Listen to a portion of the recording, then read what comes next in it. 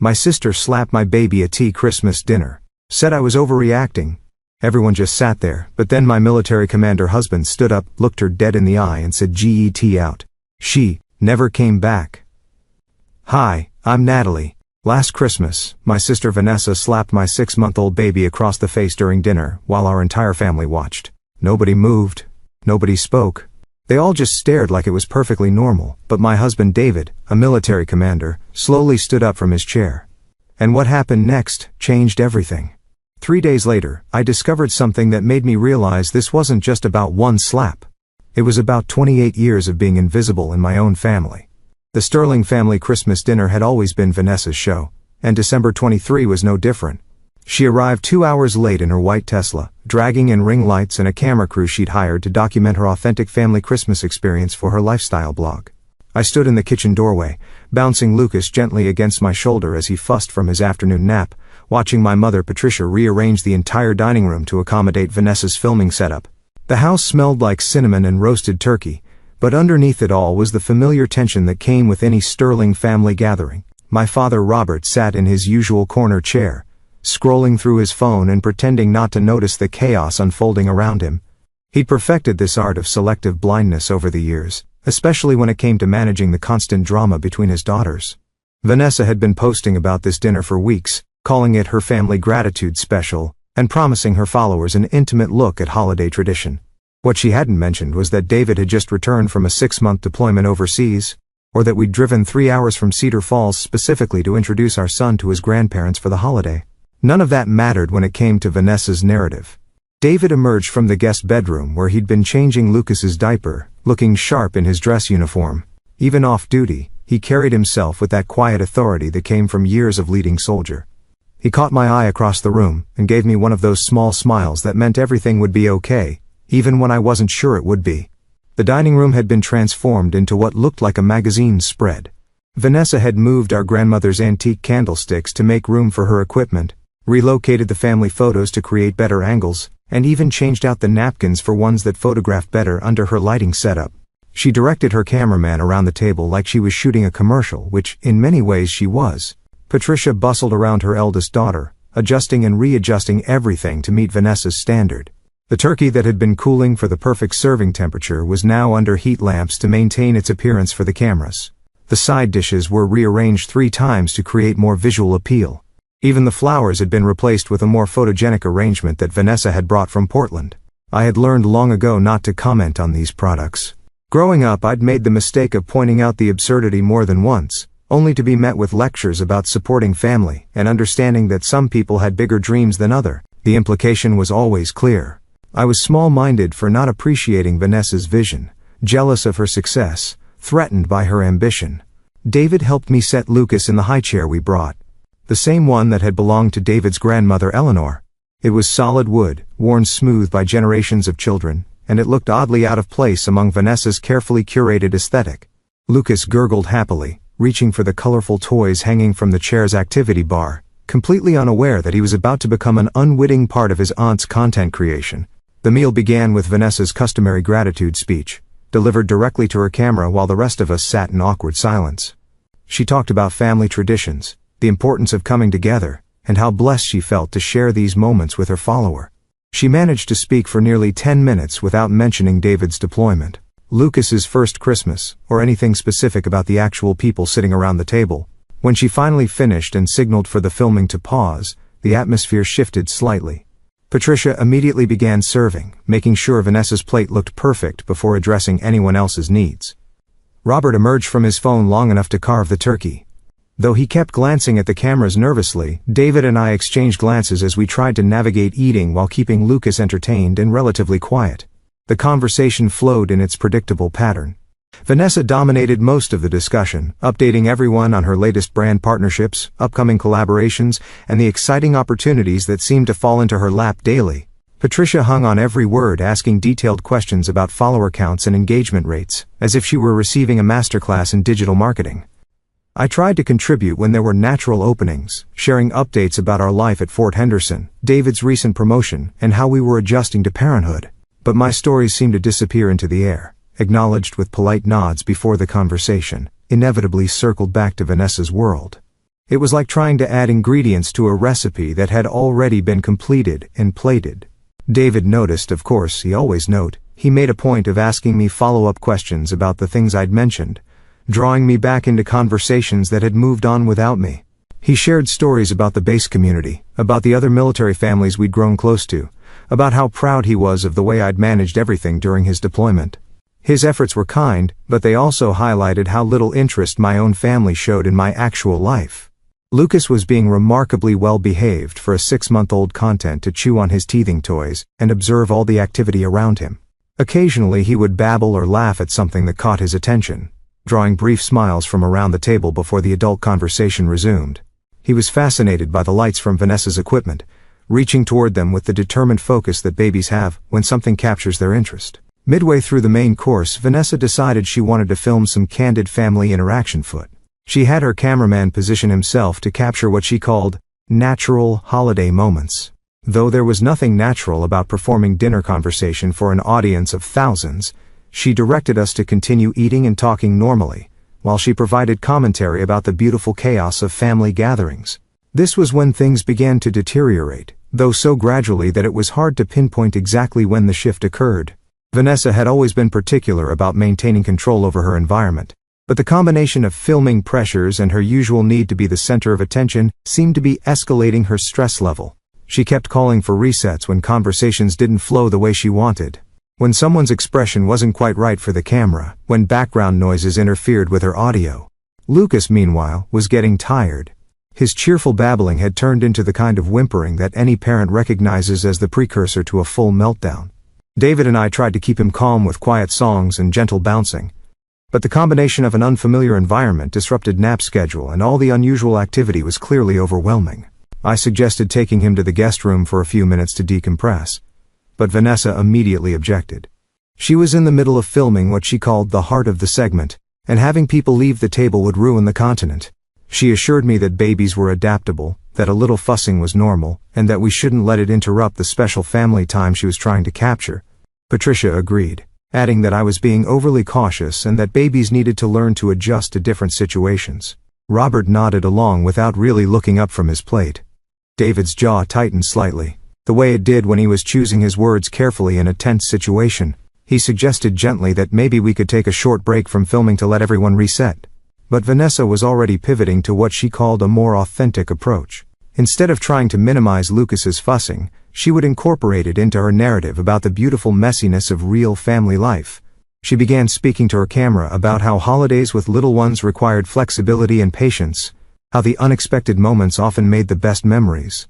Lucas's whimpering escalated to actual crying, the kind of tired, overwhelmed sobbing that breaks a parent's heart. I reached for him instinctively, but Vanessa held up her hand to stop me. She was still filming, still trying to capture what she was now calling an authentic moment of holiday chaos. She seemed to think Lucas's distress was adding authenticity to her content, proof that her family celebrations were real and unfiltered. David's face had gone completely still, the expression he wore when dealing with difficult situations in his command. He was watching Vanessa with the kind of careful attention he usually reserved for assessing potential threats. I could see him calculating, weighing options, trying to find the diplomatic solution that would protect his son, without creating a larger conflict. I tried again to reach for Lucas, and again, Vanessa stopped me. This time she was more direct, explaining that I was being dramatic and that a little crying never hurt anyone. She reminded me that she had experience with children too, having babies sat throughout high school, and that sometimes parents needed to relax their overprotective instincts. Lucas's crying intensified, the desperate wailing of a baby who had reached his limb. The sound filled the dining room, competing with Vanessa's continued commentary about embracing the chaos of family life. She seemed oblivious to the fact that everyone else at the table had stopped eating, stopped pretending to enjoy themselves, stopped participating in her performance. That's when it happened. Vanessa, clearly frustrated that Lucas's crying was overwhelming her audio and disrupting her carefully planned segment, leaned across the table toward the high chair. Her hand moved so quickly that for a moment, I wasn't sure what I'd seen. The sharp crack of her palm against Lucas's cheek echoed through the suddenly silent room.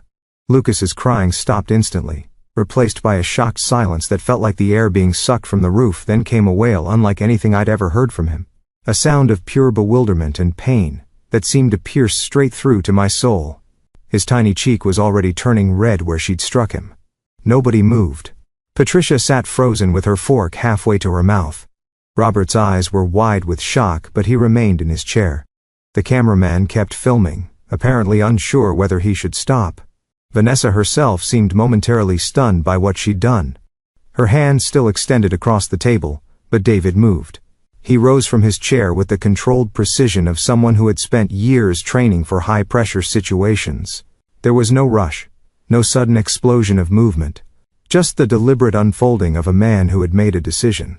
His 6'3" frame seemed to fill the room as he stood, his dress uniform making him appear even more imposing in the suddenly silent dining room. His voice when he spoke was quiet, but carried the kind of authority that made people listen without question. "Turn off the camera." It wasn't a request. The cameraman immediately complied, the red recording light disappearing as the room fell into an even deeper silence. David walked around the table to where Lucas sat sobbing in his high chair. He lifted our son with the gentle competence of a father who had comforted him through countless nights, holding him against his chest and murmuring soft reassurances.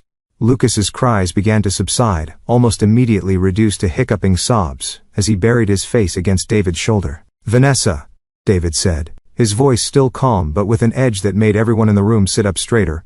"You just struck my infant son." He paused, letting the words hang in the air. "I need you to explain to me why you thought that was acceptable." Vanessa's face had gone through several color changes from pale shock to defensive red. "He was being disruptive," she said, her voice higher than usual. "I was trying to teach him that crying isn't appropriate at the dinner table. Sometimes children need clear boundary." "He's 6 months old," David replied, still in that eerily calm tone. "He doesn't understand boundaries. He understands that someone hurt him." He adjusted Lucas gently, checking his cheek where a faint red mark was still visible. "And you struck him hard enough to leave a mark." The room remained frozen in tableau, everyone waiting to see what would happen next. Patricia finally found her voice, though it came out as more of a whisper. "Vanessa, honey, you shouldn't have." "Don't," David interrupted, not raising his voice but somehow commanding immediate attention. "Don't minimize this. Don't excuse it. And don't you dare suggest that what just happened was acceptable in any way." He turned his attention back to Vanessa, who was now looking around the room as if searching for support that wasn't coming. "You are going to pack up your equipment and leave now.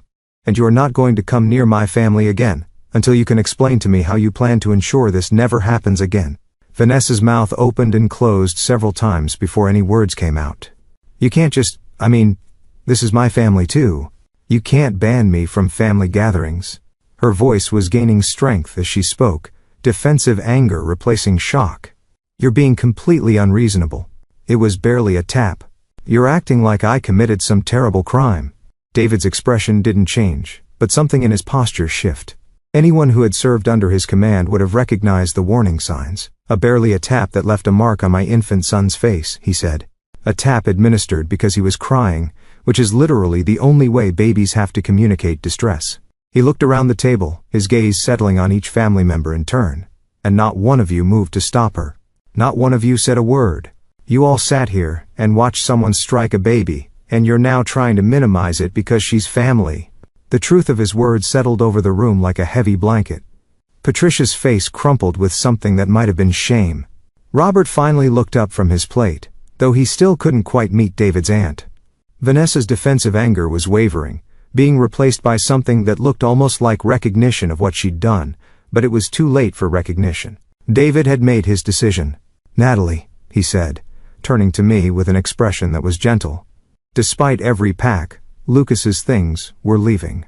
He paused, looking back at the family that had just revealed its true nature. "And we won't be coming back." I stood on shaking legs, my whole body still processing what had happened. Lucas was calm now in David's arms, but I could see the confusion in his wide eyes, the way he kept touching his cheek where Vanessa had hit him. The sight of it sent a wave of protective fury through me that I'd never experienced before. As I gathered our things from the guest room, I could hear voices from the dining room. Vanessa's raised in what sounded like justification and deflection. Patricia's pleading and conciliatory. David's still calm but immovable. By the time I returned with our overnight bag, the conversation had ended. David was standing by the front door with Lucas, our diaper bag already slung over his shoulder. His face was set and the expression I'd learned meant the discussion was over and the decision was fine. Vanessa stood near the dining room doorway, her face blotchy with tears and anger, while Patricia hovered nearby, wringing her hands. "This is insane," Vanessa called out as we headed toward the door. "You're destroying our family over nothing, over absolutely nothing. He's fine. Look at him. He's not even crying anymore." David stopped at the threshold and turned back one final time. "The fact that you think striking a baby is nothing tells me everything I need to know about your judgment," he said. "And the fact that the rest of this family is willing to excuse it tells me everything I need to know about their priorities." He opened the door and gestured for me to go ahead of him. As we walked toward our car, I could hear Patricia calling after us, begging us to come back, to talk this through, to not let one incident ruin the holiday. But David's stride never faltered, and neither did we. Drove home in silence, Lucas sleeping peacefully in his car seat, his cheek now bearing only the faintest pink mark where Vanessa had struck him. David's hands gripped the steering wheel tightly, his jaw still set in that grim line that meant he was working through something difficult. It wasn't until we were safely back in our own home, Lucas fed and settled in his crib, that the full weight of what had happened hit me. I sat on our couch, still wearing the dress I'd chosen carefully for Christmas dinner, and began to cry, not just for what had happened that evening, but for all the years of feeling invisible, dismissed and overlooked by people who were supposed to love me unconditionally. David sat beside me and pulled me close without saying anything. He understood that sometimes there were no words adequate for the situation, that sometimes comfort was just about being present and steady while someone processed their pain. "I'm proud of you," I finally whispered against his shoulder. "For what? For standing up, for protecting him, for not letting them minimize what happened." I pulled back to look at him. I don't think anyone has ever defended me like that before. His expression softened in a way that was reserved just for quiet moments between us. That's what family does, not real family. They protect each other. They don't excuse Abby P, and they don't ask you to tolerate the intolerable for the sake of peace. Later that night, as I lay awake, replaying the evening's events, I realized David was right about more than just that moment. This hadn't been an isolated incident. It had been the culmination of a lifetime of experiences with people who demanded my silence, my accommodation, my willingness to accept less than I deserved. But this time had been different. This time someone had stood up, someone had said no, someone had made it clear that the behavior was unacceptable, and that there would be consequences. And as I drifted off to sleep next to my husband, with our baby safe in the next room, I felt something I hadn't experienced in years when it came to my family. Not the fragile peace that comes from avoiding conflict, but the solid peace that comes from knowing your boundaries are respected and your worth is recognized. What I didn't know yet was that this was only the beginning.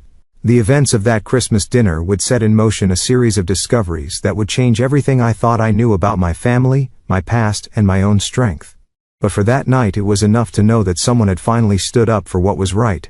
The war would begin 3 days later, with a phone call that would, while David was feeding Lucas his morning bottle, and I was staring at the untouched Christmas presents, still wrapped under our tree. Patricia's voice sounded strained, almost breathless, as if she'd been rehearsing what to say. "Natalie, honey, I know you're upset, but we need to talk about what happened. Vanessa feels terrible about the whole thing. She didn't sleep at all last night. She wants to apologize properly, but she can't do that if you won't answer her call." I held the phone away from my ear for a moment, looking across the kitchen at David, who was watching me with concern. Lucas made happy gurgling sounds as he drank, completely unaware of the tension crackling through the house. The red mark on his cheek had faded to barely visible, but I could still see it if I looked closely enough. "Mom," I said finally, "she hit my baby. She struck a 6-month-old child because he was crying. I'm not sure what there is to discuss. She barely touched him." "Natalie, you're making this into something much bigger than it was.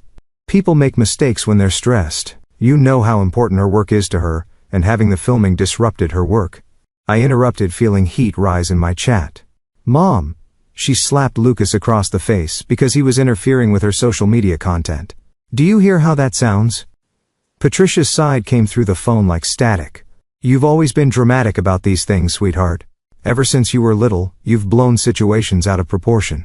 Vanessa was just trying to teach him some boundaries. Sometimes children need firm guidance." The phrase hit me like cold water. "You've always been dramatic." How many times had I heard those words growing up? How many times had my legitimate concerns been dismissed with that exact explanation? I found myself gripping the phone tighter than necessary.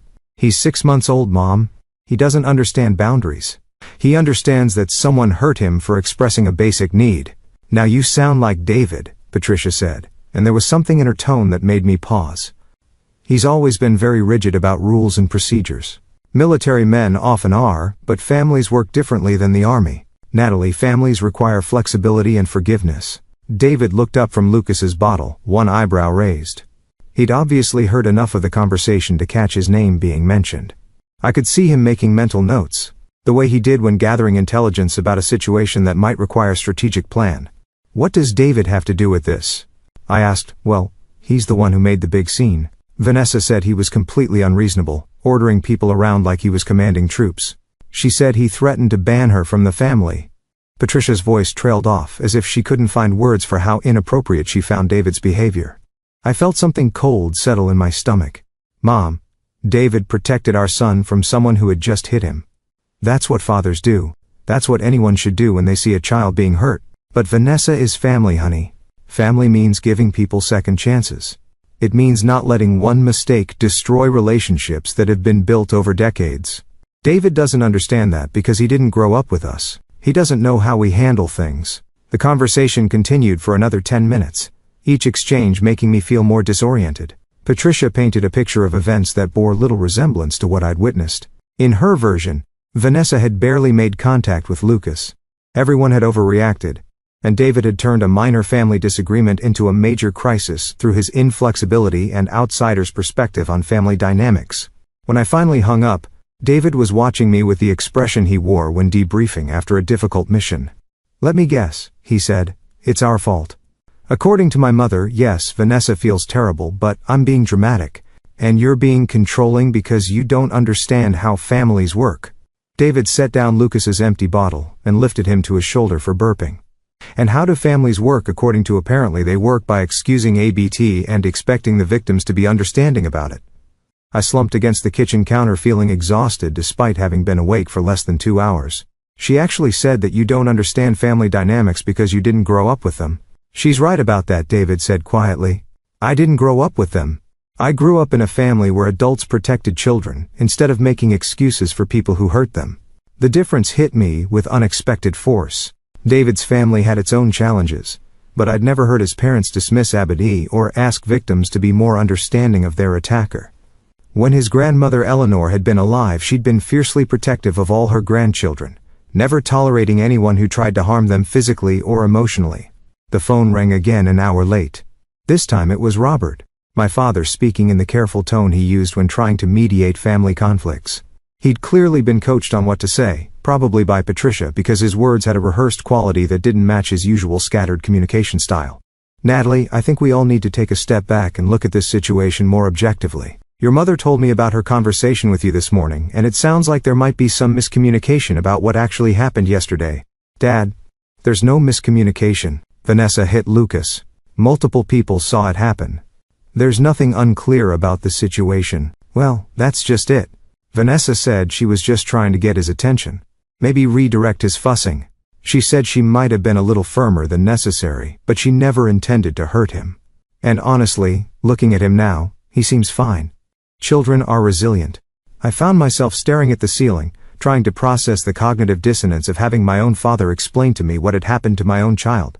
"Dad, intent doesn't matter when we're talking about hitting a baby. The impact matters. The fact that she thought striking him was an appropriate response to crying matters. But that's the thing, sweetheart. She's not experienced with babies. She was just trying to help in the moment. Sometimes people make poor choices when they're trying to handle unfamiliar situations." The conversation followed the same pattern as the one with Patricia. Every concern I raised was met with an explanation for why it wasn't really a problem. Every time I tried to center Lucas's well-being, the discussion was redirected to Vanessa's feelings, her inexperience, her stress levels, her good intentions. By the time Robert hung up, I felt like I was losing my grip on reality. Had I misunderstood what happened? Was I overreacting to something that was genuinely minor? The voices of my parents, people I'd trusted my entire life, were telling me that my perceptions were wrong, that my protective instincts were misguided, that my husband's response had been disproportionate. David found me sitting at the kitchen table, staring at my phone with an expression he later told me looked like shell shock. He'd finished settling Lucas for his morning nap and came to check on me, immediately recognizing that something had shifted during the second conversation. "What did your dad say?" he asked, sitting down across from me. "He said that Vanessa didn't mean to hurt Lucas, that she was just trying to help, that maybe she was a little firmer than necessary, but children are resilient." I repeated the words in a flat tone, as if saying them might help me make sense of them. David was quiet for a long moment, studying my face, then he asked, "What do you think happened yesterday?" The question surprised me, not because I didn't know the answer, but because no one else had asked me what I thought. Everyone had been telling me what to think, explaining what had really happened, correcting my understanding of events I'd witnessed with my own eyes. I think my sister hit my baby because he was crying, and it was interfering with her filming. I think it was hard enough to leave a mark and shock him into silence. I think it was completely inappropriate and potentially harmful. I paused, feeling some clarity return as I spoke my own truth out loud. And I think my parents are more interested in protecting Vanessa from consequences than they are in protecting Lucas from being hurt again. "That's what I think too," David said. "So the question is, do you trust your own perceptions, or do you trust people who are telling you that what you saw didn't really happen?" It was a fair question, but also a devastating one. The people asking me to doubt my own perceptions were my parents, people who had shaped my understanding of right and wrong for my entire life. The person supporting my perceptions was my husband, someone I'd known for 5 years, but who had consistently demonstrated better judgment and clearer moral boundaries than my family of origin. The third phone call came that afternoon, and this time it was Vanessa herself. Her voice was thick with tears, trembling with what sounded like genuine emotion. This was the sister I remembered from childhood, vulnerable and seeking connection, rather than the polished influencer persona she'd developed over the years.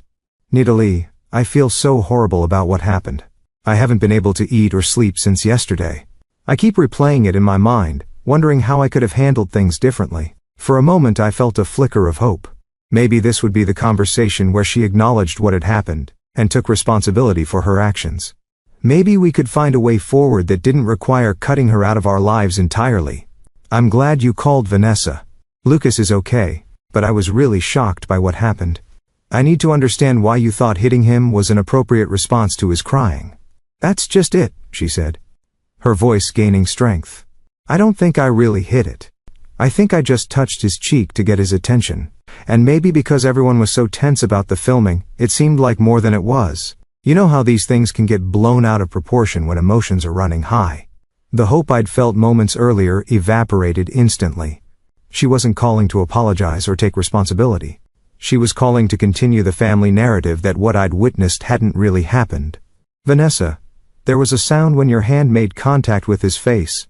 There was a mark on his cheek. He went from crying to completely silent in shock before he started wailing. That's not a gentle touch to get someone's attention. But that's what I'm trying to tell you. I think everyone's perception was distorted by the stress of the situation, the cameras, the disrupted filming, David's reaction. It all created this atmosphere where a normal interaction got interpreted as something much more serious." I found myself gripping the phone so tightly my knuckles went white. "Are you saying I imagined the mark on my baby's face?" "I'm saying that maybe what looked like a mark was just the natural redness that comes from crying. Maybe what sounded like a slap was just the sound of contact that seemed louder because the room was so quiet. Maybe what felt like a big deal in the moment isn't actually as serious as it seemed." The conversation continued in this vein for 20 more minutes. Vanessa had crafted an alternative narrative where her actions had been completely reasonable and everyone else's reactions had been excessive. She'd convinced herself that she was the victim of us understanding, possibly even a conspiracy to make her look bad. When I finally ended the call, I felt like I'd been wrestling with smoke. Every time I tried to pin down what had actually happened, she redirected the conversation to interpretations, perceptions, and alternative explanations that made my own memories feel unreliable. David found me in Lucas's nursery, standing over his crib and watching him sleep. He was lying on his back, one tiny fist curled near his face, completely peaceful and trusting. The sight of him so small and defenseless crystallized something inside me that had been building all day. "She's gaslighting me," I said without turning around. "All of them are. They're trying to make me believe that what I saw didn't really happen." "Yes," David said quietly, "they are. Why would they do that? Why would my own family try to make me doubt my own perceptions about something this serious?" David joined me at the crib, both of us watching our son sleep because acknowledging what really happened would require them to take action. they're not willing to take. It would mean holding Vanessa accountable, which might disrupt their family dynamic. It would mean admitting they failed to protect Lucas, which would force them to examine their own behavior. So instead, they make me the problem. Instead, they make you the problem. The fourth call came that evening, just as David and I were settling in to watch a movie after putting Lucas to bed. This time it was Patricia again, but her tone had shifted from pleading to frustrate. The careful diplomacy of the morning conversation had been replaced by something sharper. "Natalie, I've been thinking about our conversation this morning, and I'm concerned about how you're handling this situation. You're being very rigid and unforgiving, which isn't like you. I'm wondering if maybe the stress of new motherhood is affecting your judgment." I felt David tense beside me on the couch. The suggestion that my judgment was compromised by postpartum issues was a particularly low blow, and we both recognized it as such. "Mom, my judgment is fine. My priorities are clear. Protecting my child from people who think it's acceptable to hit him isn't negotiable." "But that's exactly what I'm talking about. You're characterizing this as hitting when it was clearly something much less serious. You're creating conflict where none needs to exist. You're making choices that are going to damage family relationships permanently over something that could be resolved with basic communication and forgiveness. What would resolution look like to you?" I asked, genuinely curious about what she thought an acceptable outcome would be. "Vanessa apologizes for the misunderstanding. You accept that she didn't mean any harm." David acknowledges that his reaction was excessive, and we all move forward with better communication and more patience for each other's differences. I let that sink in for a moment in Patricia's vision of resolution. Everyone bore equal responsibility for what had happened. Vanessa would offer a non-apology for a misunderstanding rather than accountability for her actions. I would accept blame for misinterpreting the situation. David would admit to overreacting to what he'd witnessed, and Lucas, the actual victim, would be completely absent from the conversation about making things right. "What about Lucas?" I asked. "What does resolution look like for him?" "What do you mean?" "I mean, what protections would be put in place to ensure this doesn't happen again? What boundaries would be established to keep him safe at future family gatherings? What accountability measures would ensure that Vanessa has processed why hitting a baby is never acceptable?" Patricia was quiet for a moment. Then, madly, "You're overthinking this. He's fine. He's not going to remember any of this. You're creating trauma where none exists." And there it was, the heart of our fundamental disagreement. In my family's worldview, trauma only existed if the victim remembered it clearly and could articulate its impact. A baby who couldn't form lasting memories of being struck couldn't be truly harmed by the experience. Adults' comfort and family harmony took precedence over protecting children from experiences they might not remember. After I hung up, David and I sat in silence for several minutes. The movie we'd planned to watch remained paused on the opening screen while we both processed what was becoming clear. This wasn't going to blow over. My family wasn't going to come around to understanding why their response was inadequate.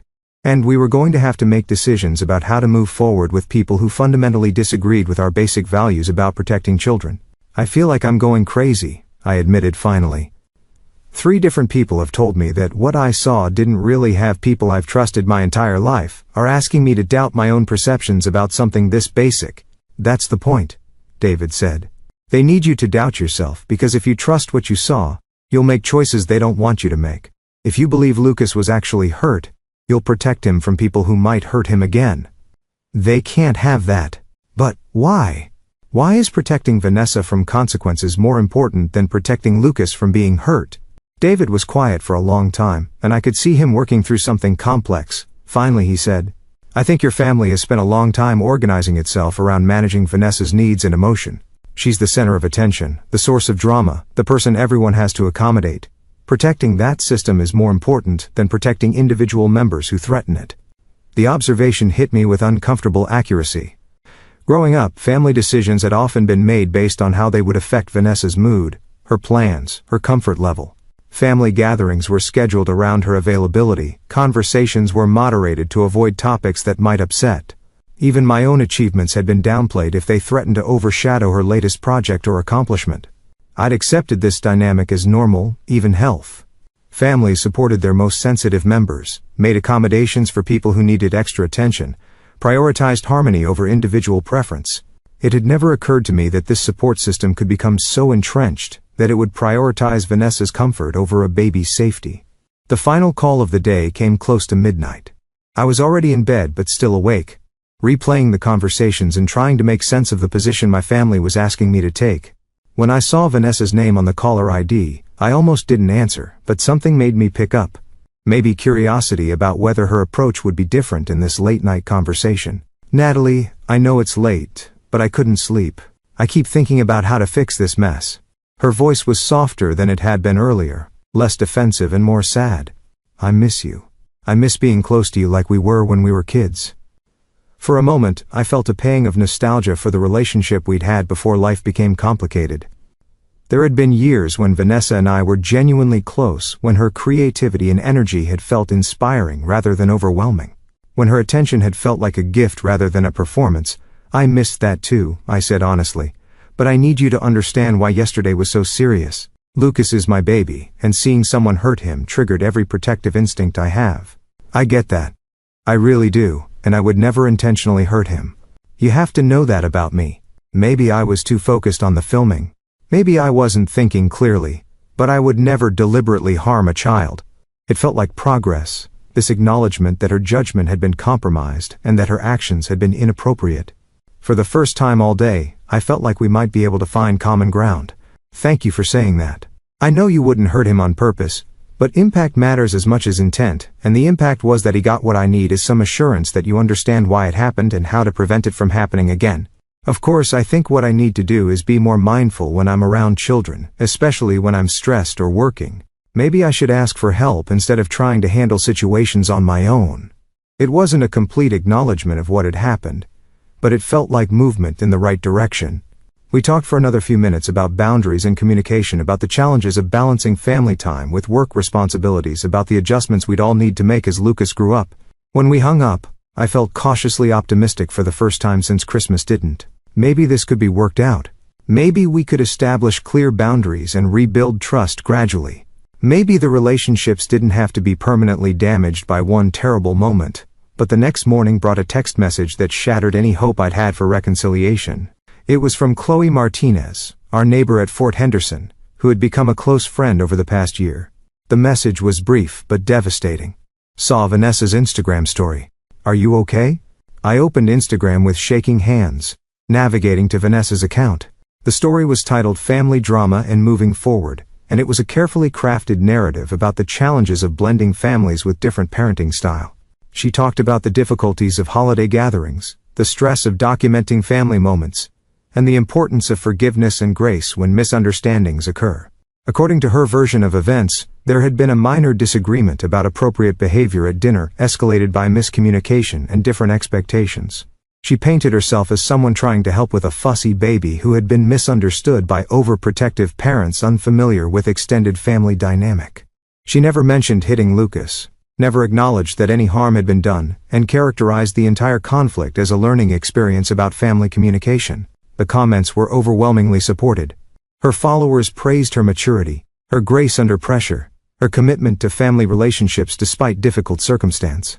Several people shared their own stories about in-law conflicts and parenting disagreements, offering advice about setting boundaries and managing different parenting philosophies. I screenshot the entire story before it could disappear, then sat staring at my phone in disbelief less than 12 hours after what had felt like a breakthrough conversation about accountability and prevention. Vanessa had publicly reframed the entire incident as a misunderstanding caused by my overreaction and David's inflexibility. She had taken the private conversation we'd had about her poor judgment and stress levels, and transformed it into a public narrative about other people's unreasonable expectations. She had positioned herself as the victim of family drama rather than the adult who had struck a babe, and she had done it all while maintaining plausible deniability, never technically lying while also never telling the truth.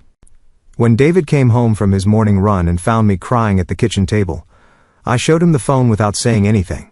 He read through the Instagram story twice, his expression growing grimmer with each sentence. "She played you," he said finally. The late-night call, the apparent acknowledgement of responsibility, the promise to be more mindful, all of it was designed to get information she could use to craft this narrative. I felt foolish for having believed that the conversation represented genuine remorse or growth. But more than that, I felt betrayed by someone I'd loved and trusted since childhood. Someone who had used my willingness to give her another chance as an opportunity to further manipulate the situation. The phone started ringing again, but this time I didn't answer. I could see it was Patricia, probably calling to discuss Vanessa's Instagram story and encourage me to see it as a positive step toward resolution. But I was done listening to explanations about why my perceptions were wrong and my boundaries were unreasonable. Instead, I did something I'd never done before in a family conflict. I started documenting everything. I wrote down exactly what had happened at Christmas dinner, including direct quotes from everyone involved. I saved screenshots of Vanessa's Instagram story and the supportive comments from her followers. I made notes about each phone conversation, including the specific language my family members had used to minimize the incident and question my judgment. For the first time in my life, I was treating my family like potential adversaries rather than trusted allies. And as I organized the evidence of their gaslighting and manipulation, I began to understand that this pattern had been happening for much longer than just the past few days. This was how they had always handled conflicts that threatened their preferred narrative. This was how they had always managed situations where Vanessa's behavior created problems for other people. This was how they had trained me over decades to doubt my own perceptions and prioritize family harmony over my own well-being. But this time was different. This time, the victim wasn't just me. It was my infant son. Someone who couldn't advocate for himself or choose to walk away from harmful situation. This time I had a partner who supported my perceptions and validated my concerns rather than asking me to be more understanding of people who had hurt us. And this time, I was going to fight back. The documentation process revealed patterns I hadn't consciously recognized before. As I scrolled through old text messages and social media posts, a clear picture emerged of how my family had been managing conflicts for years. Every time Vanessa created a problem, the same cycle played out. Initial shock, followed by explanations and excuses, then pressure on everyone else to accommodate her version of events. I found a text thread from 2 years earlier when Vanessa had shown up 4 hours late to our grandmother Eleanor's memorial service because she'd been filming a collaboration with a makeup brand. Instead of addressing her disrespect, the family had spent the entire reception discussing how grief affects people differently and how we all cope with loss in our own way. My hurt feelings about her absence during the most important parts of the service had been reframed as selfishness during a difficult time. Another thread from last spring revealed a similar pattern when Vanessa had borrowed Patricia's car and returned it with significant damage from what she called a minor parking lot incident. The insurance claim showed thousands of dollars in repairs, but the family conversation focused on how accidents happen and how material possessions weren't worth damaging relationships. Patricia had ended up paying the deductible herself, rather than asking Vanessa to take responsibility. The more I looked, the clearer it became that I had been trained to accept this dynamic as normal family behavior. I'd learned to minimize my own needs, question my own perceptions, and prioritize everyone else's comfort over my own well-being. The Christmas dinner incident wasn't an anomaly. It was the most extreme example of a pattern that had been shaping my life for decades. David found me at the kitchen table surrounded by printed screenshots and handwritten notes, creating what looked like a case file for a criminal investigation. He poured himself coffee and sat down across from me, studying the organized evidence I'd spread across the surface. "This looks like intelligence gathering," he observed. "That's exactly what it is. I'm trying to understand how they do this, how they consistently manage to make me feel like I'm the problem when they're the ones causing harm." I gestured to a timeline I'd created of family conflicts over the past 5 years. "Look at this pattern. Every single time, the same thing happened." David examined the timeline, noting the recurring elements: incident, denial, reframing, pressure to forgive, eventual acceptance of the family narrative. "It's sophisticated. They've created a system that protects Vanessa from consequences while training everyone else to doubt their own judgment. But why me specifically? Why am I always the one being asked to be more understanding, more forgiving, more flexible?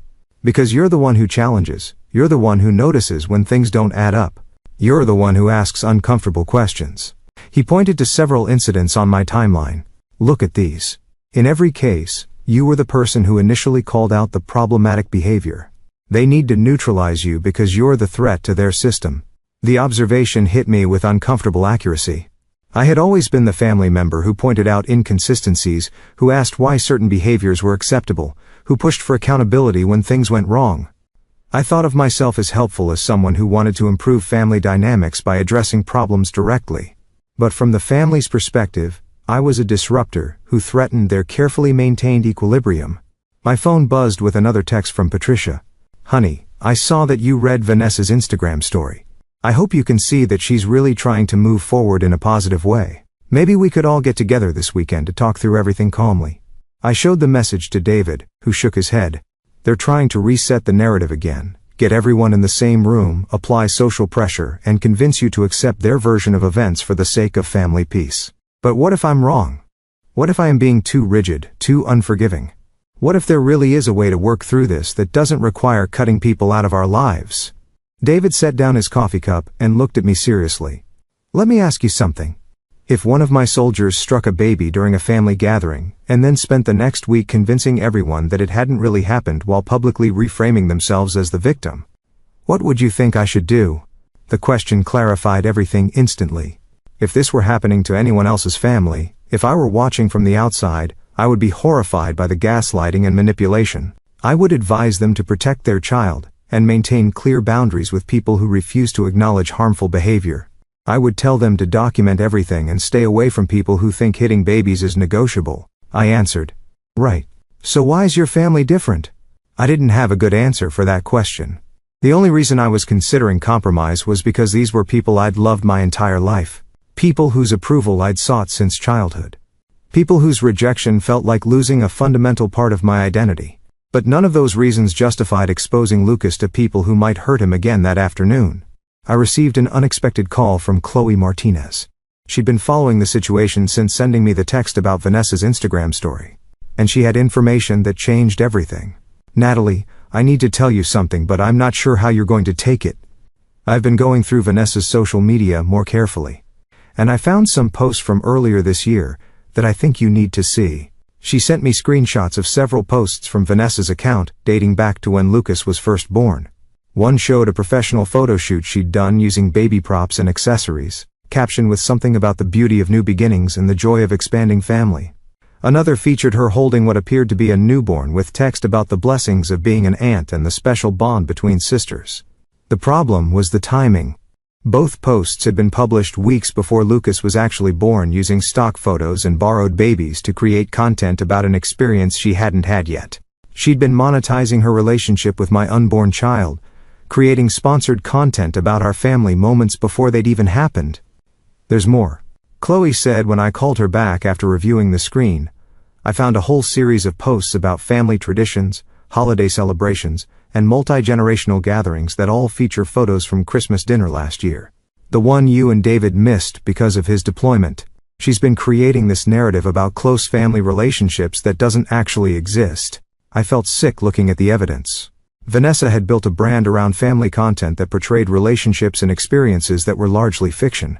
Her followers believed she was documenting authentic family moments, but she was actually crafting carefully staged content, designed to generate engagement and sponsorship opportunities. The Christmas dinner incident started making more sense in this context. Vanessa hadn't just been filming for personal documentation. She'd been creating content for a business that depended on maintaining a specific image of family harmony and celebration. Lucas's crying had threatened not just her filming schedule, but her entire brand identity as someone who effortlessly managed beautiful family moments. When David came home that evening, I showed him everything Chloe had discovered. He studied the evidence with the methodical attention he gave to intelligence briefings, noting dates, inconsistencies, and patterns that revealed the scope of Vanessa's deception. She's been using your family as content for months, he said, and not just documenting real experiences. She's been creating fictional narratives about relationships that exist primarily for her audience, which means the Christmas dinner wasn't about family time at all. It was about creating content that would support her. Lucas and I were just props in her production. And when Lucas interfered with the production by acting like a normal baby, she prioritized her content over his well-being. The realization was devastating, but also clarifying. This hadn't been a momentary lapse in judgment by someone who cared about us, but was overwhelmed by stress. This had been a calculated decision by someone who viewed our family as raw material for her business, and who was willing to harm a child to protect her commercial interest. I spent the evening going through more of Vanessa's content, documenting the extent to which she'd been monetizing our family relationships without our knowledge or consent. She'd used photos of our wedding, stories about David's deployment, and speculation about our future children to create sponsored posts about military families, long-distance relationships, and the importance of family support system. Most disturbing were the posts about grandparents and family traditions, which portrayed Patricia and Robert as deeply involved, loving grandparents, despite the fact that they'd shown minimal interest in actually developing relationships. With the gap between Vanessa's public narrative and our private reality was enormous. But her followers had no way of knowing that the family closeness she documented was largely performant. The next morning brought a series of texts from various family members, all encouraging me to attend a family meeting Patricia had scheduled for the weekend. The messages used remarkably similar language about healing, communication, and moving forward together, suggesting they'd been coordinated in advance, but I was done being managed. Instead of responding to the texts, I called my family's insurance company to report the incident involving Luke. I wasn't planning to file a claim, but I wanted the incident documented in case it became relevant later. The representative was professional but clearly disturbed by what I was reporting, asking multiple times if I needed resources for child protection services. I also called our pediatrician's office to schedule a consultation about the incident. Dr. Rebecca Walsh had been treating Lucas since birth, and I trusted her judgment about whether he needed any additional monitoring or care. When I explained what had happened, she immediately scheduled an appointment and asked me to bring photos of any marks or bruises. The pediatric appointment was both validating and heartbreaking. Dr. Walsh examined Lucas carefully, documented the fading mark on his cheek, and asked detailed questions about the circumstances of the incident. Her cause for serious concern, regardless of intent or family relationship. Parents need to trust their protective instincts, she told me, as she completed her documentation. When something feels wrong, it usually is wrong. Your job is to keep Lucas safe, not to manage other people's feelings about your safety measure. She also provided me with resources about family violence and information about documenting incidents for potential legal proceedings. I hadn't considered legal action, but having the information felt empowering after days of being told my concerns were overblown. That afternoon, I received a call from Captain Ryan Torres, one of David's closest colleagues at Fort Henderson. He and his wife Maria had become good friends of ours over the past year, and they'd been following the situation with concern. "Natalie, I hope you don't mind me calling, but Maria and I wanted you to know that we're behind you 100%. What happened to Lucas is unacceptable, and the way your family is handling it is concerning." I felt a wave of relief hearing validation from someone outside the situation. After days of being told I was overreacting, it was powerful to hear from other parents who found the incident as disturbing as I did. "Thank you, Ryan. I've been starting to doubt my own judgment about everything." "Don't! You're a good mother, and you're doing exactly what you should be doing." David is lucky to have a partner who will stand up for their child, even when it's difficult. Ryan also shared something that David had mentioned to him, but hadn't told me yet. David had been consulting with military legal services about potential options for protecting our family from further incident. The military took family violence seriously, and there were resources available for service members dealing with civilian family conflicts that might affect their security clearance or job performance. The conversation helped me realize that David and I weren't alone in this situation. We had a community of people who shared our values about protecting children and maintaining clear boundaries with people who caused harm. Our family of choice was standing behind us, even if our family of origin was not. That evening I made a decision that felt both terrifying and liberating. I drafted a group text to Patricia, Robert, and Vanessa, clearly stating our boundaries going forward. The message was calm but firm, explaining that we would not be attending family gatherings until Vanessa acknowledged what had happened and demonstrated genuine accountability for her action. The response was immediate and intense. My phone began buzzing with calls and messages within minutes of sending the text. Patricia called first, her voice high with panic, begging me not to destroy the family over a misunderstanding. Robert texted asking me to reconsider such a drastic response to what he called a minor incident. Vanessa sent a series of messages, alternating between anger and hurt, accusing me of being vindictive and manipulative. But the message that stopped me cold came from a family conflict. Her text was brief but devastating. "Saw the Instagram situation. This isn't the first time. Call me when you're ready to hear about the other." I stared at the message for several minutes before showing it to David. "What others?" he asked. "I have no idea, but Linda wouldn't say something like that unless she had specific information." I called Linda immediately, my hand shaking as I dialed her number. She answered on the first ring as if she'd been waiting for my call. "Not only, honey, I've been watching this situation unfold, and I think it's time you knew some things about your family that they've been keeping from you." "What kind of thing?" Linda was quiet for a moment, and I could hear her gathering her thoughts. "There have been other incidents over the years. Times when Vanessa hurt people. Usually children and the family covered it up or explained it away. I never said anything because it wasn't my place, but watching them do it to your baby, I can't stay quiet anymore." The conversation that followed lasted for 2 hours, and changed everything I thought I knew about my family history. Linda told me about incidents dating back to when Vanessa was a teenager. Times when she'd been rough with younger cousins, harsh with children, she was babysitting, inappropriate with kids at family gathering. In every case, the family had intervened to minimize the situation, and protect Vanessa from consequences. Parents were told their children were being dramatic or oversensitive. Witnesses were asked to keep quiet for the sake of family harm. Vanessa was coached on what to say to avoid trouble but never actually held accountable for her behavior. "I've watched your parents train that girl to believe she can hurt people without consequences, and I've watched them train everyone else to accept it." Linda, when I saw what happened at Christmas dinner, and then saw how they were handling it, I knew it was time to speak up. Linda also revealed something that explained a lot about the family dynamic. Vanessa had been born with some developmental delays that had required extensive early intervention and special education services. Patricia and Robert had spent years advocating for her, fighting for accommodations, and protecting her from situations where she might struggle or fail. The problem was that they'd never transitioned from protecting a child with special needs to holding an adult accountable for harmful behavior. They'd continued making excuses and providing accommodations long past the point where Vanessa was capable of understanding and controlling her action. "She knows exactly what she's doing."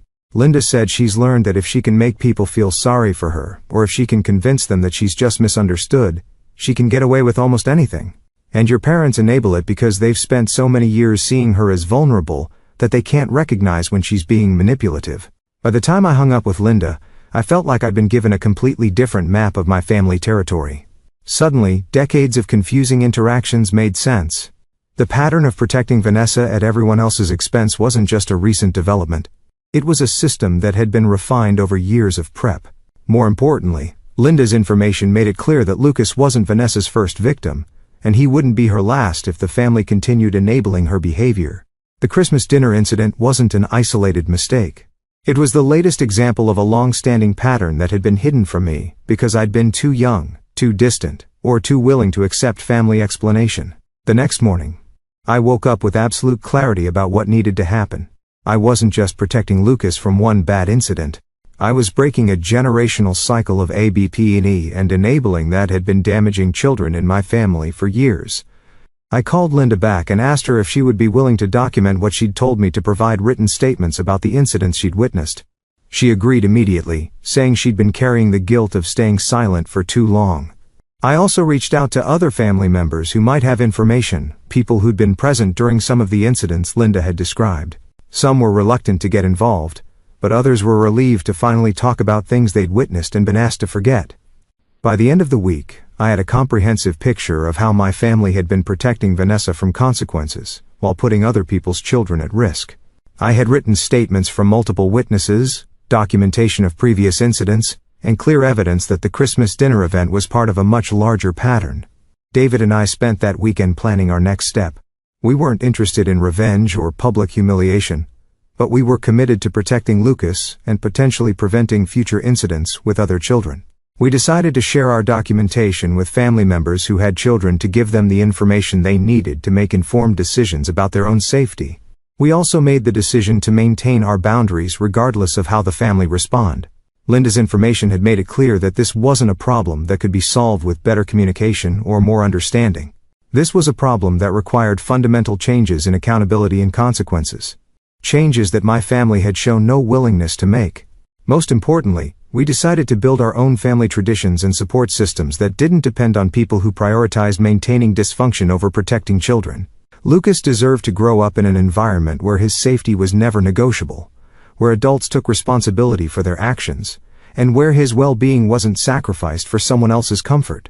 As I organized the evidence we gathered and prepared to share it with relevant family members, I felt something I hadn't experienced in years: the satisfaction of having complete information and the power to act on it. I was no longer the confused family member being told that my perceptions were wrong. I was someone who understood exactly what was happening and why, and who had the resources to respond appropriately. The war that had begun with a slapped baby was about to become a battle for the truth, and for the first time since Christmas dinner, I felt confident about which side would win.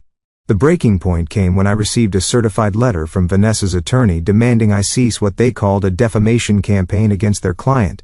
The letter claimed I was spreading false information about Christmas dinner events, and damaging Vanessa's professional reputation, through malicious statements to family members and online activity. I stared at the legal letterhead in disbelief. I hadn't posted anything online about the incident, hadn't spoken to anyone outside the immediate family except for close friends who'd asked direct questions. The only campaign I'd conducted was documenting actual events and sharing factual information with relatives who had young children. David read the letter over my shoulder, his expression growing darker with each paragraph. "They're trying to intimidate you into silence," he said.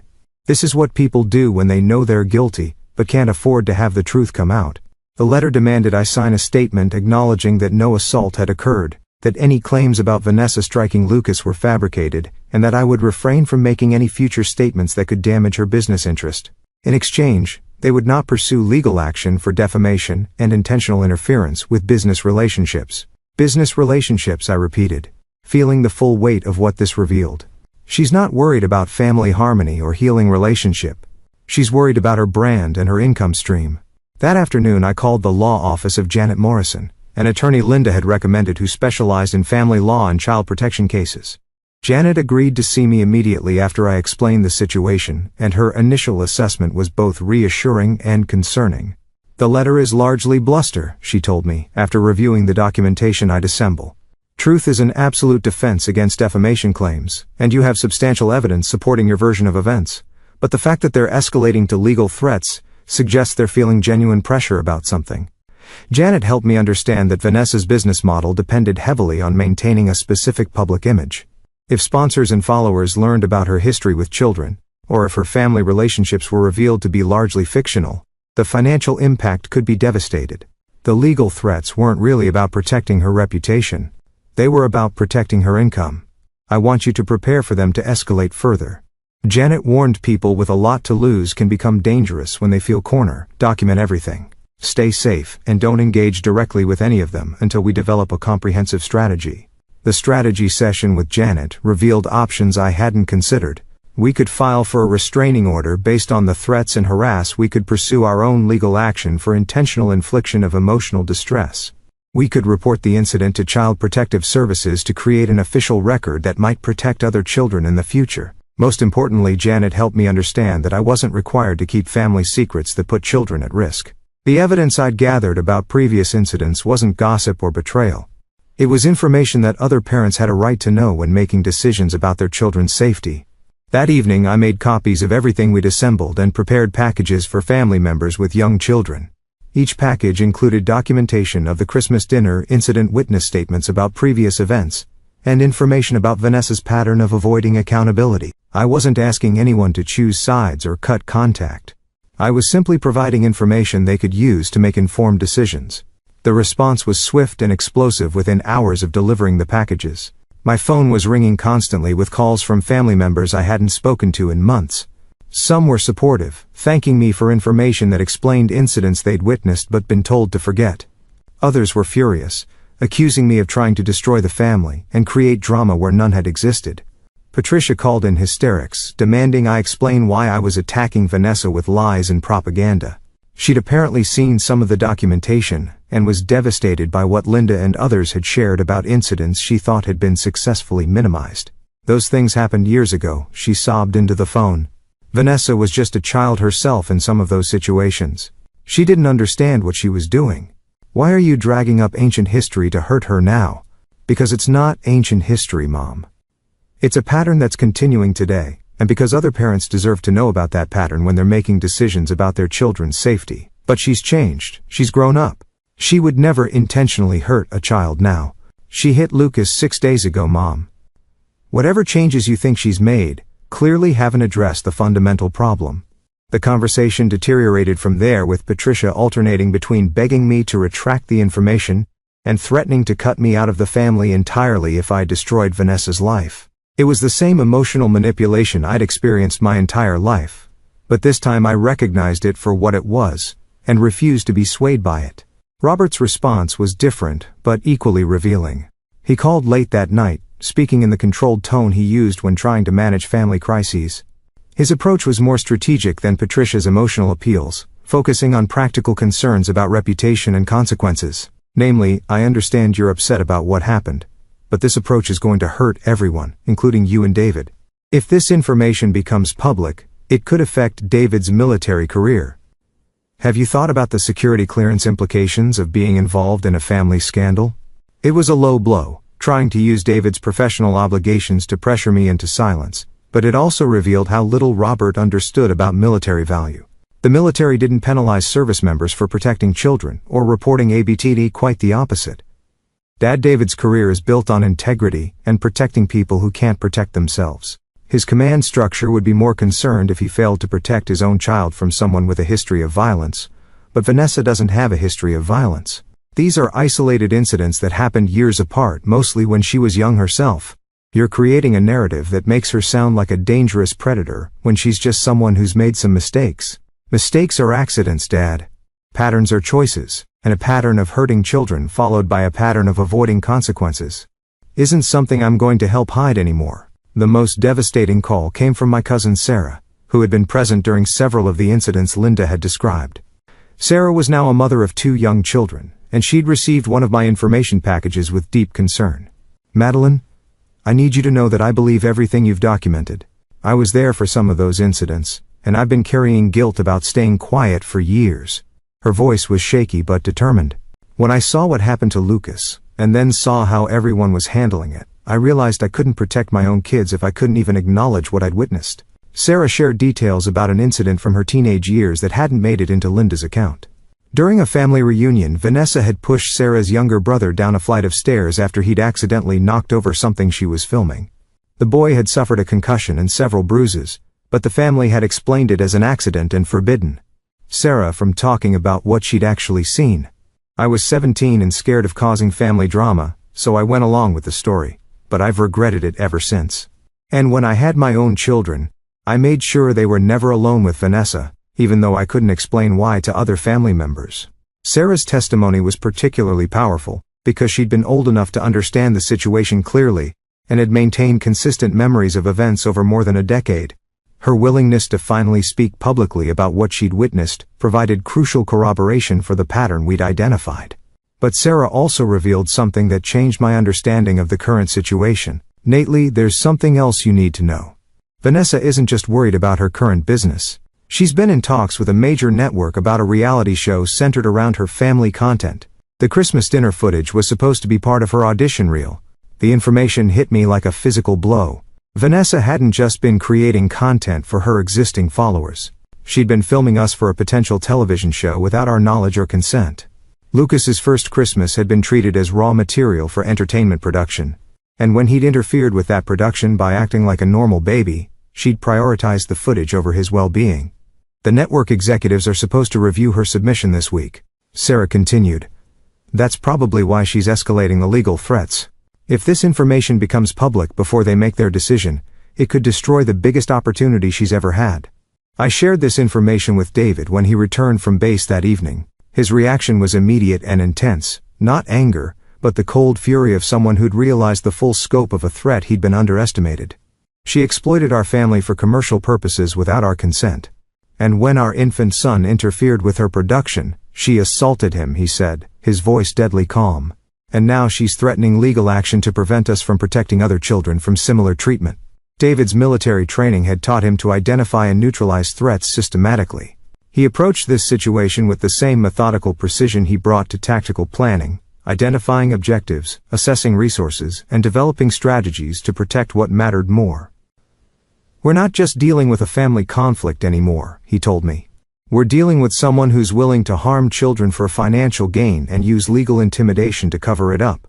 That makes her a legitimate threat that needs to be addressed through appropriate champ." The next morning, David contacted his command to report the situation and request guidance about potential security clearance implications. The response was immediate, and support his commanding officer, Colonel Martinez, made it clear that the military expected service members to report child abuse and protect their families from ongoing threats. "The service takes these situations very seriously," Colonel Martinez told us during a meeting at his office. "We can't have personnel being blackmailed or intimidated by family members, especially when child safety is involved. We'll provide whatever support you need to resolve this appropriately." The military's backing was both practical and psychological. It meant David wouldn't face professional consequences for standing up to family pressure. And it gave us access to military legal resources if the situation escalated further. More importantly, it validated our decision to prioritize child protection over family harm. That afternoon, Janet Morrison called with an update about Vanessa's legal threats. After reviewing our documentation and witness statements, she drafted a response that turned the tables completely. Instead of defending against defamation claims, we were putting Vanessa on notice about potential legal action for assault, intentional infliction of emotional distress, and using our family for commercial purposes without consent.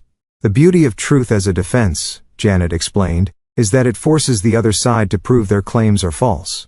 Given the evidence you've assembled, that's going to be very difficult for them to do.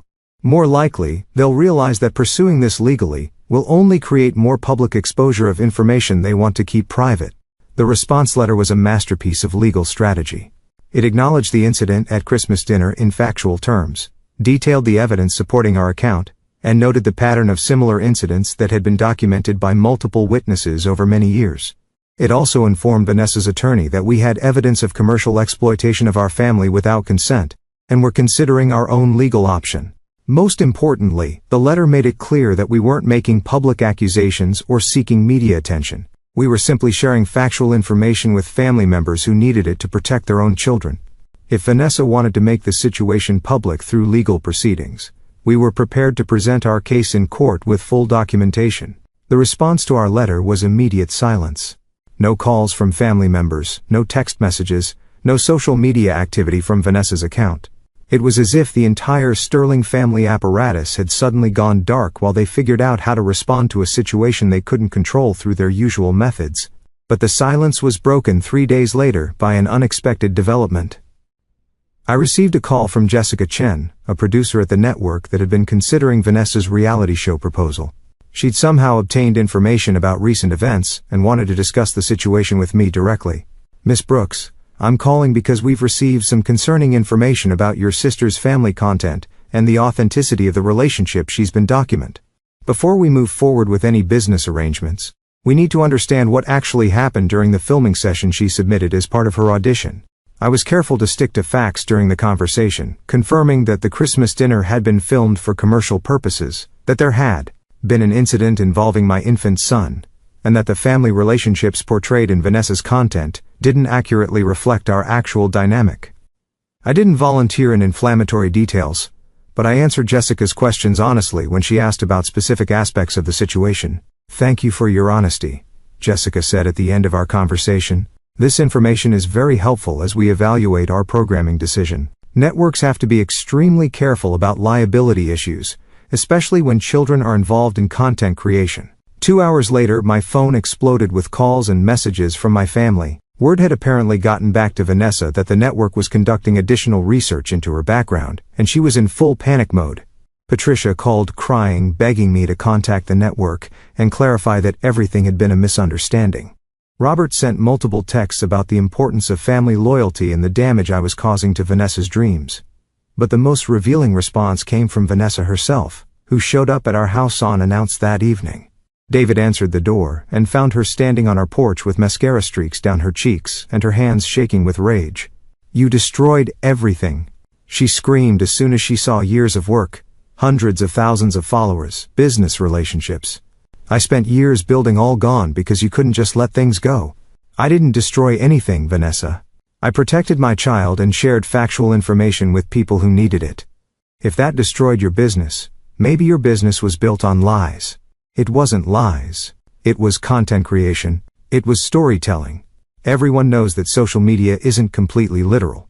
It's about creating aspirational content that people want to engage with. David stepped between us, his posture making it clear that Vanessa needed to lower her voice and control her behavior.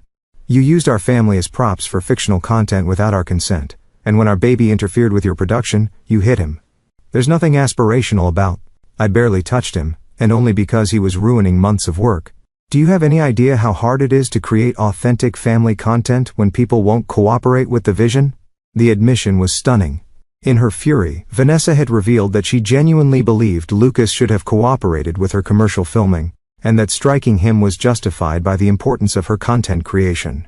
She wasn't apologetic about hurting him. She was angry that he'd failed to perform according to her expectations. "Get off our property," David said quietly. And don't come back. You can't just cut me out of the family. I'm Lucas's aunt. You have no rights to access a child you assaulted, David replied. And if you come here again, I'll call the police. Vanessa's mask slipped completely in that moment. The polished influencer persona, the victim narrative, the claims of misunderstanding, all of it fell away to reveal someone who genuinely believed she was entitled to use our family for her purposes, and that our refusal to cooperate was a betrayal of natural family obligation. She left screaming threats about lawsuits and family consequences, but her rage had actually strengthened our position. David had recorded the entire interaction on his phone, capturing her admission about using our family for content, and her anger about Lucas not cooperating with filming. The recording provided clear evidence of her mindset and priorities, evidence that would be devastating if she actually tried to pursue legal action. That night, I felt something I hadn't experienced since Christmas dinner, complete certainty that we'd made the right choice. Vanessa's visit had stripped away any remaining doubt about her character, or her commitment to changing her behavior. She wasn't sorry for hurting Lucas. She was angry that hurting Lucas had consequences. The war we'd been fighting wasn't really about one incident at Christmas dinner. It was about the right of children to be protected from adults who would harm them for personal gain, and the obligation of other adults to speak up when they witnessed Abe, rather than protecting the Abers for the sake of family peace. We'd chosen protection over peace, truth over comfort, and our child's safety over our family's dysfunction. The consequences were painful, but they were also liberating. For the first time in my adult life, I was free from the obligation to manage other people's emotions at the expense of my own well-being and my child's safety. The battle was far from over, but we'd established clear boundaries and assembled the resources to defend them. Most importantly, we demonstrated to ourselves and our community that some things were worth fighting for. Even when the fight was against people we'd once loved and trust, Lucas would grow up in a family that prioritized his safety over social harmony, that valued truth over convenience, and that understood the difference between love and enabling. That was worth any price we had to pay to achieve. 6 months later, Lucas took his first steps in our backyard while David and I cheered from the patio. He wobbled between the garden bed and the fence, his face lit up with the pure joy of discovery. There were no cameras documenting the moment, no staged lighting to capture the perfect angle, no audience beyond the two people who loved him most. It was authentic in a way that Vanessa's manufactured family content never could. The legal threats had evaporated after Vanessa's recorded admission about using our family for commercial purposes. Janet Morrison had crafted a settlement agreement that required all parties to maintain privacy about family matters, while ensuring we could share safety information with relatives who had children. Vanessa agreed to seek counseling about appropriate boundaries with children, though I doubted she would follow through meaningfully. The reality show opportunity had disappeared entirely after the network conducted their background research. Jessica Chen later told me that they'd received multiple corroborating accounts about Vanessa's history with children, and the legal liability was too significant for them to move forward. The entertainment industry, despite its reputation for questionable ethics, drew hard lines around child safety issues. Patricia and Robert had initially maintained their position that I was destroying the family over minor incidents blown out of proportion. But as more relatives came forward with their own experiences and memories, their narrative became increasingly difficult to sustain. Linda had organized a family meeting where several witnesses shared their accounts, creating a comprehensive picture that even my parents couldn't dismiss entirely. The meeting had been devastating for Patricia, who genuinely seemed unaware of the extent of Vanessa's behavioral patterns. She'd spent years managing individual incidents as isolated problems, while missing the larger pattern that was obvious to everyone else. Robert, characteristically, had absorbed the information silently, before retreating into his typical emotional withdrawal. Neither of my parents had apologized directly, but their approach had shifted from defending Vanessa to simply avoiding the topic entirely. They'd stopped pressuring me to reconcile and had begun interacting with Lucas during brief, supervised visits that felt stilted but safe. It wasn't the warm grandparent relationship I'd hoped for, but it was workable within our new boundaries. Vanessa herself had essentially disappeared from family dynamics. Her social media presence had shifted away from family content toward lifestyle and travel posts that didn't require authentic relationship. She'd apparently moved to Los Angeles to pursue other entertainment opportunities, though Linda reported that her follower engagement had dropped significantly after the authenticity of her content came into question. The most surprising development had been the response from extended family members. Several cousins and aunts had reached out to thank me for speaking up about issues they'd witnessed but felt powerless to address. Sarah had become a close ally, often sharing parenting strategies and supporting each other through the complex process of setting boundaries with family members who'd proven unreliable. My cousin Marcus, who was Patricia's nephew, had been particularly grateful for the information. He'd been planning to ask Vanessa to babysit his toddler during an upcoming family wedding, unaware of her history with children. "You probably prevented something terrible from happening," he told me during a phone conversation. "I can't thank you enough for having the courage to speak up." The military community at Fort Henderson had rallied around us in ways that demonstrated the difference between chosen family and biological family. Colonel Martinez had personally ensured that David faced no professional consequences for the situation, and several of our friends had shared their own experiences with cutting contact with toxic family members. Captain Torres and his wife Maria had become particularly close friends, often joining us for dinners and weekend activities that felt genuinely relaxed and supportive. Their children played well with Lucas, and we'd begun creating the kind of authentic family traditions that Vanessa had been manufacturing for social media consumption. "You know what I love about our gatherings?" Maria had observed during a recent barbecue. "Nobody's performed. Nobody's managing anyone else's emotions. We're just enjoying each other's company without agenda or drama." Dr. Walsh had continued monitoring Lucas's development, and had been pleased to note no lasting effects from the Christmas dinner incident. At his one-year checkup, she'd commented on his secure attachment and confident exploration of new environments. "Children are resilient when they have consistent, protective caregivers," she'd said. "Lucas clearly knows he's safe with you." The observation had meant more to me than any family reconciliation could have. We'd prioritized Lucas's well-being over social expectations, and he was thriving as a result. His trust in us was complete because we'd proven ourselves trustworthy through our actions rather than our work. David had been promoted to lieutenant colonel partly based on his leadership during what his superiors characterized as a complex family crisis that required protecting dependent family members while maintaining professional obligation. His commanding officers had specifically noted his integrity in handling a situation where many people might have chosen easier paths that compromised child safety. The promotion had validated our decision-making in ways that felt deeply satisfying. The military valued the same principles we'd applied to our family situation: protecting those who couldn't protect themselves, maintaining clear boundaries, and refusing to compromise core values for social convenience. I'd started volunteering with a family advocacy program on base, helping other military spouses navigate difficult situations with civilian family members who didn't understand military life or value. Many of the women I worked with had experienced similar conflicts between loyalty to birth families and protection of their children or spouses. The work was emotionally challenging but deeply meaningful. I'd learned to recognize the signs of gaslighting and manipulation that I'd missed in my own situation, and I could help other women trust their instincts when family members tried to undermine their judgment about safety issue. One young mother, Angela, had been struggling with in-laws who consistently undermined her parenting decisions and criticized her husband's military career. After several sessions, she decided to limit their access to her children, rather than continuing to manage their emotional needs at her family's expense. "I kept thinking I was being too sensitive, or too protective," she told me after implementing new boundaries. "But watching how they treated my concerns made me realize that people who truly cared about my children would respect my judgment as their parent." The parallels to my own experience were striking, and helping other women navigate similar challenges had reinforced my confidence in the choices we'd made. Family relationships that required sacrificing child safety or personal integrity weren't worth preserving regardless of blood connections or social expectation. Linda had become an unexpected source of ongoing support, often calling to check on how we were adjusting to life without the Sterling family drama. She'd revealed that she'd been considering speaking up about Vanessa's behavior for years, but had never found the courage until she saw what happened to Luke. "Watching you stand up for your baby gave me permission to finally tell the truth about things I'd been keeping quiet about for decades," she'd told me during one of our conversations. "Sometimes it takes one person being brave enough to break the silence before others can find their voice." Linda had also provided updates about how Patricia and Robert were processing the situation. They'd apparently begun attending counseling together, trying to understand how they'd enabled harmful behavior for so many years. The process was painful, but necessary if they wanted to have any kind of relationship with their grandchildren going forward. "Your mother is starting to understand that protecting Vanessa from consequences didn't actually help anyone, including Vanessa," Linda had reported. "It's taken her this long to realize that love sometimes means allowing people to face the results of their choices."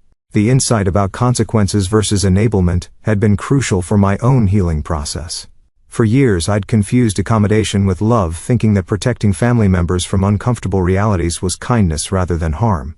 Learning to distinguish between support and enabling had changed how I approached all my relations.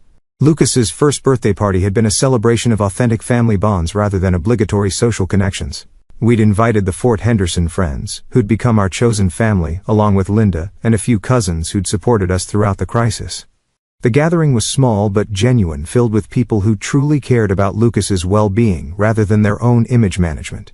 David had given a toast that brought tears to my eyes. To Lucas, who taught us the difference between family that demands your silence and family that earns your trust. May he always know the difference between love that protects and love that enables. The contrast with previous family celebrations was stark.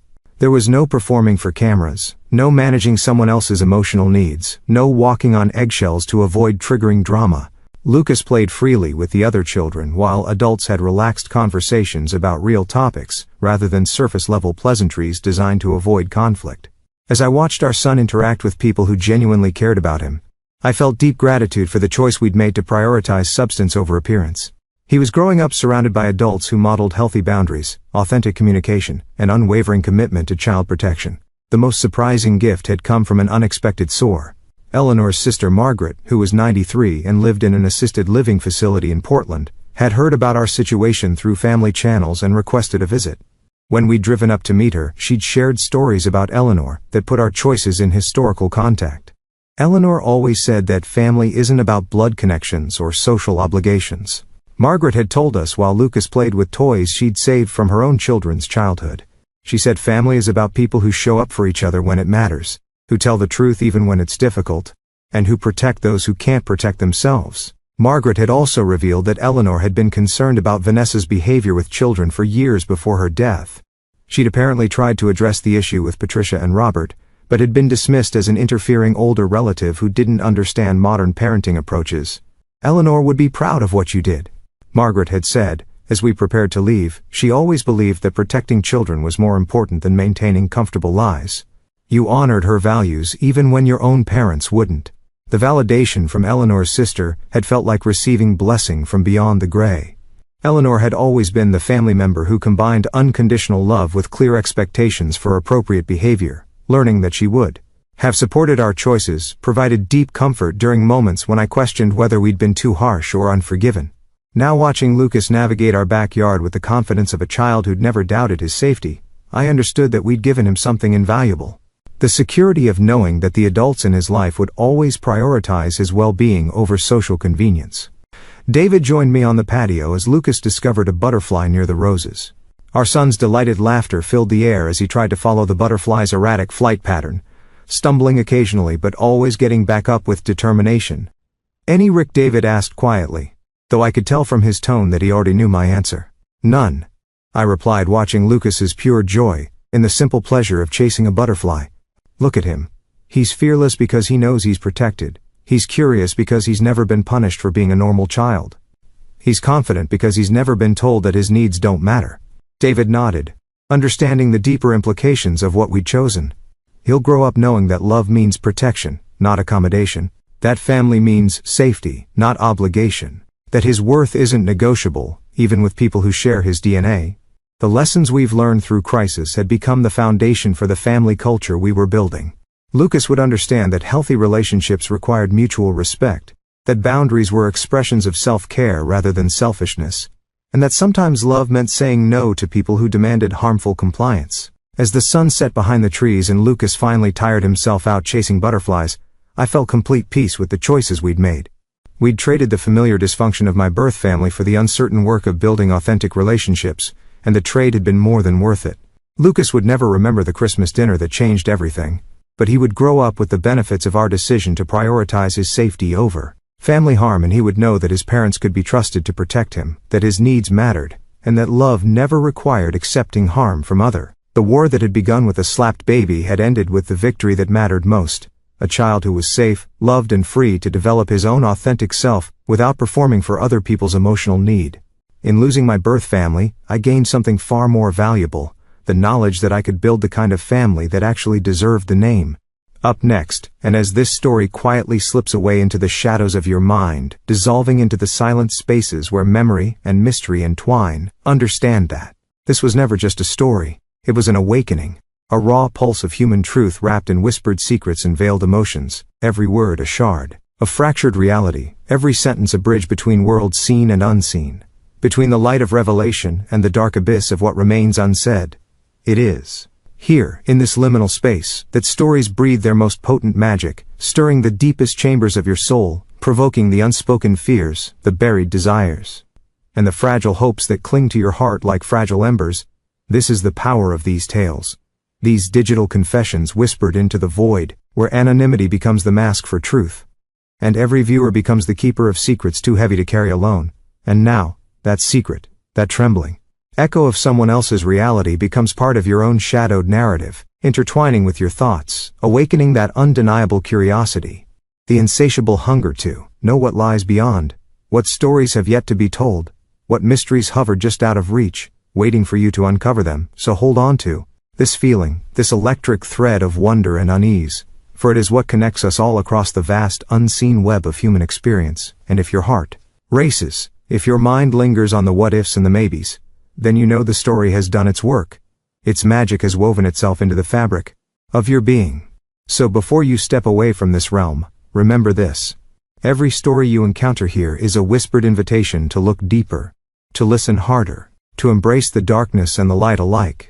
And if you found yourself lost, found yourself changed even slightly, then honor this connection by keeping the flame alive. Like this video, if the story haunted you, subscribe to join the fellowship of seekers who chase the unseen truths, and ring the bell to be the first to greet the next confession, the next shadow, the next revelation waiting to rise from the depths. Because here, we don't merely tell stories, we summon them, we become vessels for the forgotten, the hidden, and the unspoken, and you, dear listener, have become part of this sacred ritual. So until the next tale finds you in the quiet hours, keep your senses sharp, your heart open, and never stop chasing the whispers in the silence. Thanks for watching, take care, good luck.